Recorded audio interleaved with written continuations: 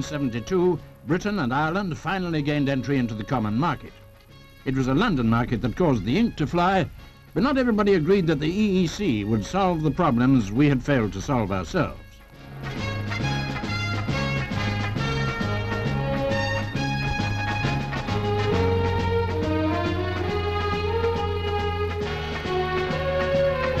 Members of the Pearce Commission to Rhodesia even spoke the language, but UDI continued and the black majority remained disenfranchised and powerless.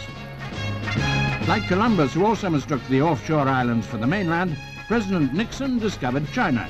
The tea, he said, was nice. After 150 years defending the George Cross Island, a disagreement about rent caused Britain to leave. But after agreeing to raise it, with NATO help, from 5 to 14 million pounds a year, she returned.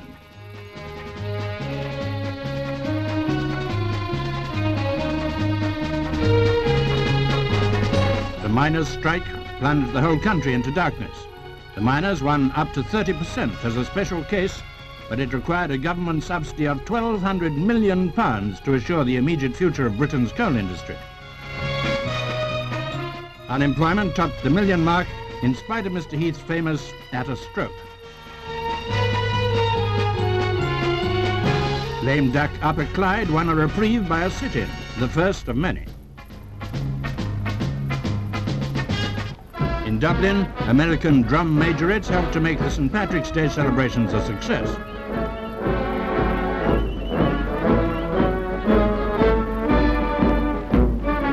And American Senator Hubert Humphrey and his wife paid personal respects to Era's President de Valera. But after 20 years in exile, Charlie Chaplin returned to Hollywood in triumph to receive a long-deferred Oscar. And the Pope went to Venice to rest.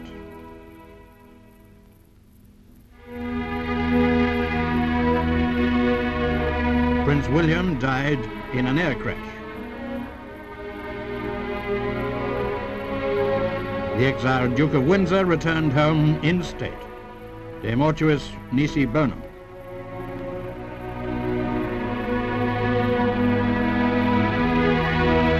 Sir Francis Chichester, lone sea voyager, made his last voyage out on that wide, wide sea from which no mariner returns.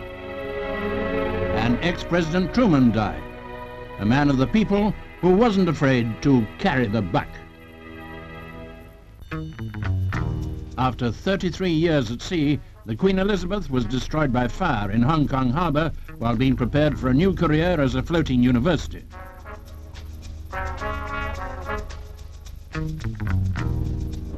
Off Southampton, a southwesterly gale and a freak wave caused Britain's first hovercraft disaster. 5 were killed, 23 were saved.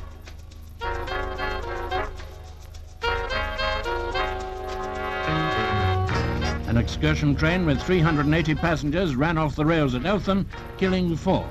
130 were taken to hospital. Papa India drooped on takeoff from Heathrow, killing all 118 passengers and crew. Britain's worst air disaster. A bridge under construction over the River Loddon near Reading collapsed and killed 3 workmen. 3 more were injured. The Munich Olympic Games were turned into a murder hunt when Arab terrorists ambushed and finally killed 8 Israeli athletes.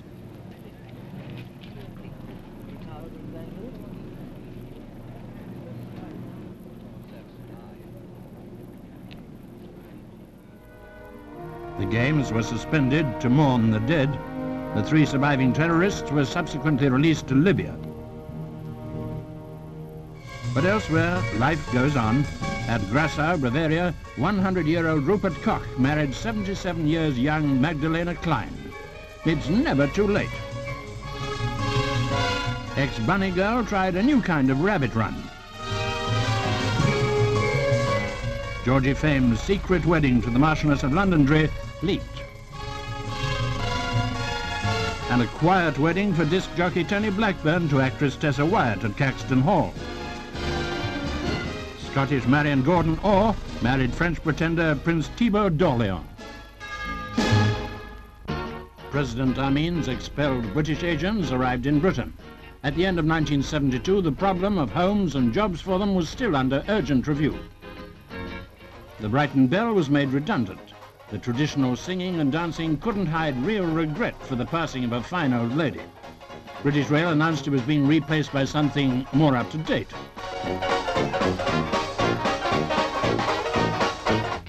But British Rail's experimental advanced passenger train was too fast for the drivers.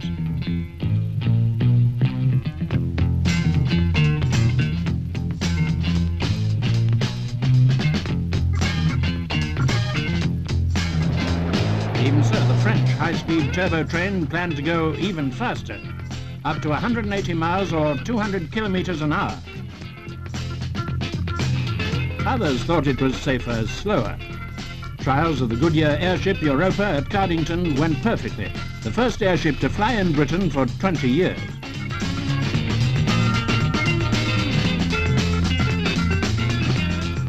Concorde went to Australia on a sales tour. The Lockheed TriStar with Rolls-Royce RB211 engines was all for quiet, the quietest jet airliner in the world.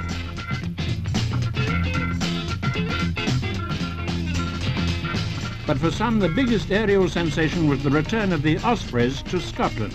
After more than 50 years, nothing flies like a bird.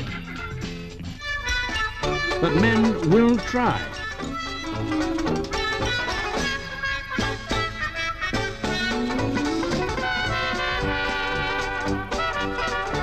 Are you following me? At Benson RAF Station, Flight Lieutenant Potter nearly made it.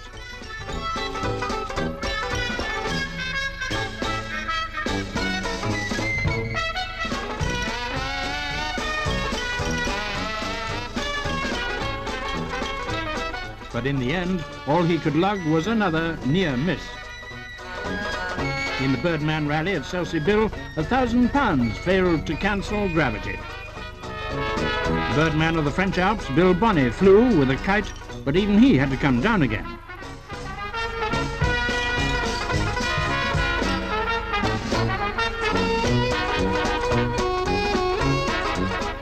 In the Jersey Battle of Flowers, they were bombarded with paper petals. How about that, Mr. Nixon?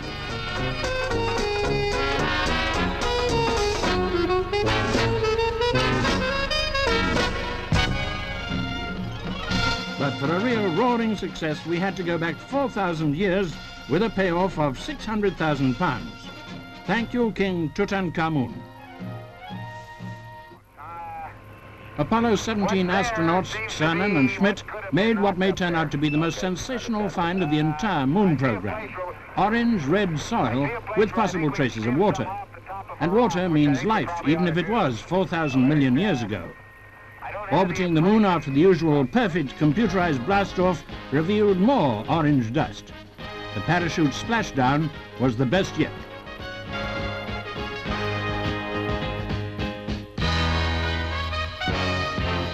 With the last moon flight of this century, man has completed another step in his quest for knowledge of the universe and himself. But inevitably the search will continue into 1973 and beyond.